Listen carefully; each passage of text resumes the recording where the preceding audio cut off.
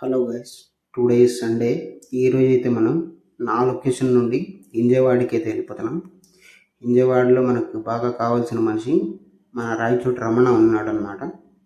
ఆయన అయితే కలుసుకోనికి అయితే వెళ్ళిపోదాం. ఇక్కడైతే ఎండ వాంచేస్తుంది గాయస్. చుట్టూ ఒక్క చెట్టు కూడా లేదు. దుమ్ము ధూళి అమ్మ కేజీఎఫ్ కంటే మించిపోయింది ఇక్కడైతే. నేనైతే చెప్తాను ఆయనకి ఎట్లా ఉంటున్నావయ్యా అని. ఇక్కడ ఒక బస్సు పాస్ అయితే చాలు, ఒక బండి పాస్ అయితే దుమ్ము ధూళి ముక్కుల్లోంచి చెవుల్లోంచి బయటకు వస్తుంది. అంత దుమ్ము లేస్తుంది. ఇక్కడ చూడండి, ఒక్క చెట్టు కూడా లేదు. చుట్టూ పీజీలే. ఎట్లా ఉంటున్నావయ్యా ఈడ సమ్మర్ టైంలో అని అంటున్నా ఆయనకి. ఈయన మన రాయచోటి రమణ. ఇక సాయంత్రం అయింది గాయస్.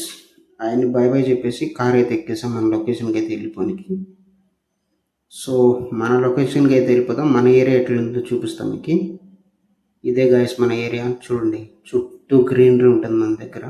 ఎంతెంత పెద్ద పెద్ద చెట్లు ఉంటాయో. సమ్మర్లో అయితే చాలా హ్యాపీగా బతకచ్చు. ఇక్కడ ఒక్కొక్క చెట్టుకు నేను చెప్తున్నాను కదా, దగ్గర దగ్గర ఎంత లేదన్నా ఒక 50 years ఆఫ్ ఏజ్ స్పాన్ అయితే ఉంటుంది. 50 years ఏజ్ నుంచి అయితే ఉన్నాయి ఇవి నాకు తెలిసి. చలో ఇప్పుడైతే మనం నమాజ్కి అయితే వెళ్ళిపోదాం. ఇదే గాయస్ నేను డైలీ నమాజ్ చదివే మస్జిద్ ఆఫ్ ఔంద్. సో పొద్దున్న పడుకునే ముందు నాకు నమాజ్ చదవడం అలవాటు అనమాట. ఎందుకంటే మనకు 2 times దొరుకుతుంది గడ్ నమాజు. ఇదే ఉజుఖానా అంటారు దీన్నే. ఇక్కడ మనం ఉజు చేసుకొని అయితే మస్జిద్ లోపలికి అయితే వెళ్ళిపోవాలి నమాజ్ చదవడానికి. నేను నమాజ్ కంప్లీట్ చేసుకుని వచ్చేసా గాయస్. ఇప్పుడైతే మనం మన ఫేవరెట్ స్పాట్ అయిన చాయ్ స్పాట్కి అయితే వెళ్ళిపోదాం. అక్కడ చాయ్ తాగుదాం. ఇదే గాయస్ నేను డైలీ చాయ్ తాగే షాపు. ఈయన అయితే మన చాయ్ అయితే ప్రిపేర్ చేస్తున్నాడు. నాకు ఇక్కడ నచ్చే బెస్ట్ థింగ్ ఏంటంటే 15 rupeesకి మనకు కుల్లాడ్లో చాయ్ దొరుకుతుంది అనమాట. కుల్లాడ్ అంటే తెలుసు కదా, మట్టి పాత్ర.